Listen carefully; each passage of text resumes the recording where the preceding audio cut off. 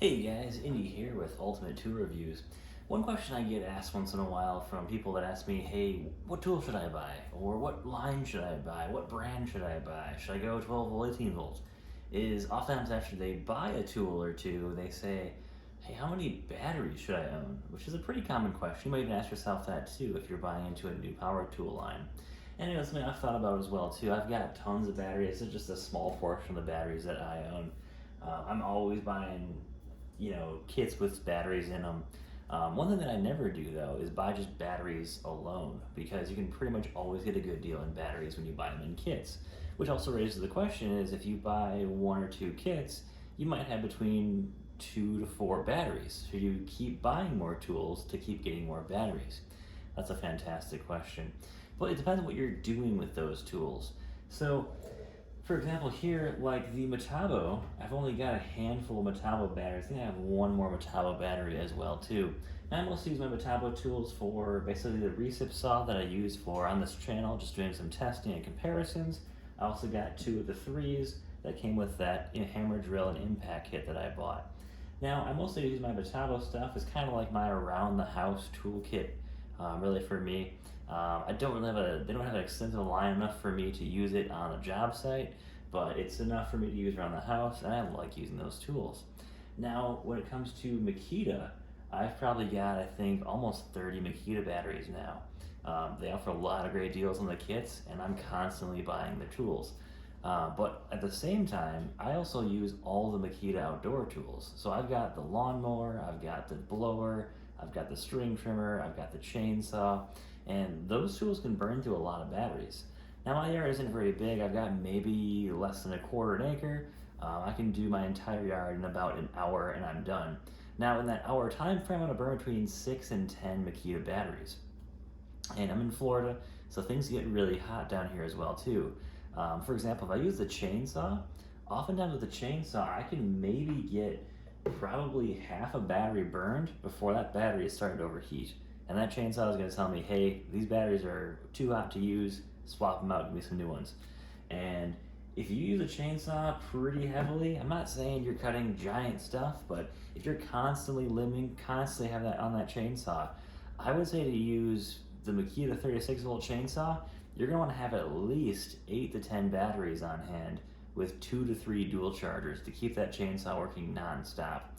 Now you can maybe get away with less of those, but the problem is you're going to keep those batteries really, really hot and shorten your battery life as well.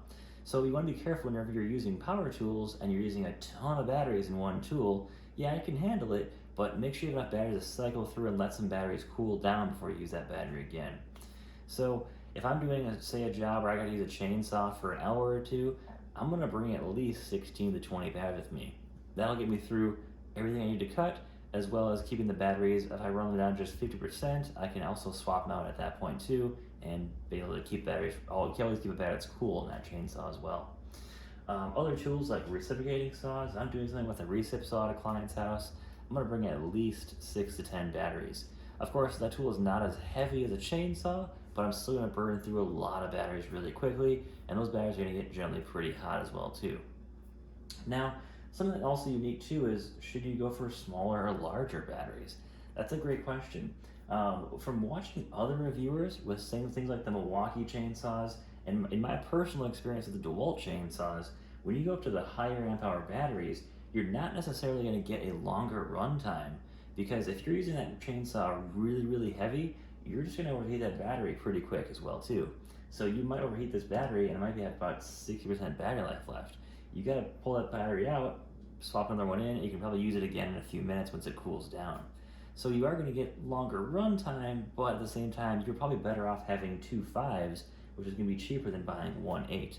So it depends on the type of tool that you're using. Now, having an 8 amp hour battery is actually fantastic, because I use it in a string trimmer. I can do my entire yard with one battery, swap it into a blower, and it's just one battery recharge and I'm done. So there's also a few pros to having a larger battery as well too, but be careful what tools you're using it in. Say something like a grinder, which is going to use a moderate amount of power, but it's not necessarily going to overheat that battery. You're definitely going to get longer runtime with an 8 amp hour battery than you are, say, with a 3 or a 5. That just makes sense. It's basically, think of it as like a fuel tank. That number on there is the size of the fuel tank. as well as you're going to get a slight boost in power. It's overall just having that reservoir of power sitting there for that tool is going to be able to pull more power at one time. Think of it as having a larger tanks. It can only feed so much power to the tool at one time, but that sloshingness in the tanks there is going to be far less when you have more tanks on hand than fewer. So that's some things to think about when you're looking at power tool batteries. If you're going to go with outdoor power tools, definitely invest in more batteries. Now, a lot of companies are really great with batteries when it comes to outdoor power tools. Makita, Milwaukee, and dewalt both have fantastic deals. When you buy the lawnmower, you're going to get a bunch of batteries, or you're going to get larger batteries with those lawnmowers to help you conquer whatever job you need to conquer.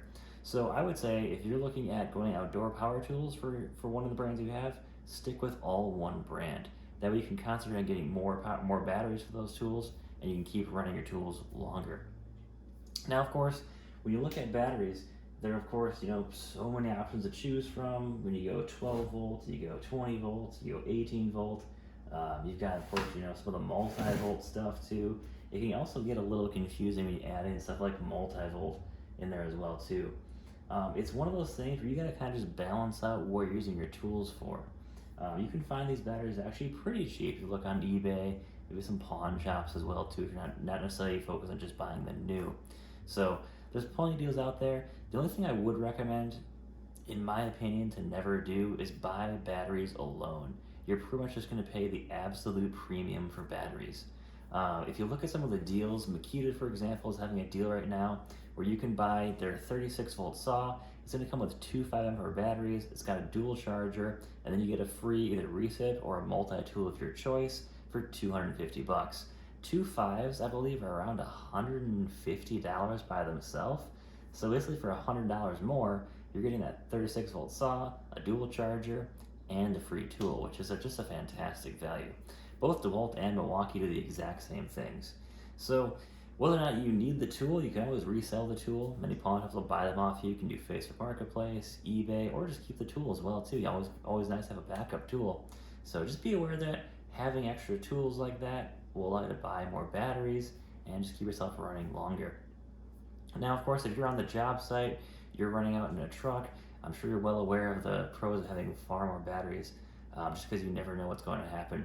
I always thought about buying some of those car chargers for batteries. My only problem is that by the time I need those batteries, I'm just gonna have my truck on anyways, and I gotta be charging those batteries. Even some of the fastest chargers out there, some like the Flex stuff and a lot of the Makita stuff is all rapid chargers. I can't be waiting 45 minutes for fresh batteries. So for me, it just makes sense to have additional batteries on hand at all times. If I think I'm going to need 6 batteries for this job, I'm going to bring 8 to 12 just to make sure I have a bit of that buffer there. So, of course, batteries are probably the most expensive thing when it comes to power tools, but they are definitely necessary to have a good amount of them. But if you're just a regular, homeowner, DIYer, weekend warrior, and you're thinking to yourself, hey, how many batteries should I get? If you just need a drill, impact, maybe a few light tools, you can probably easily get away with 2 to 4 batteries and be totally fine. If you're not doing anything really intense that needs a ton of batteries, even some mechanics that I know that use impact wrenches, even though they use them all day long, they might go through just 1 or 2 batteries a day. So they don't necessarily need to have 6 batteries sitting in their tool chest, just sitting there collecting dust. So just look at the tools that you're using, how much you're using those tools, and that should help you determine how many batteries you should have. You should really try to avoid, if you're just using, say you had just 2 batteries here, and you're throwing one on the charger, you got one and it's drained, and that one's still sitting on the charger, you want to just avoid having to pull a battery right off that charger and throwing it right in your tool. That battery is still going to be hot for probably another 10 to 30 minutes. Let that battery cool off, let it just sit for a little bit, and you'll get some longer life out of your batteries as well too. So guys, let me comment below and I'll let you guys think. How many batteries do you guys own? Of course, I'm sure you guys own a ton of batteries as well. And take care, guys. Have a great day.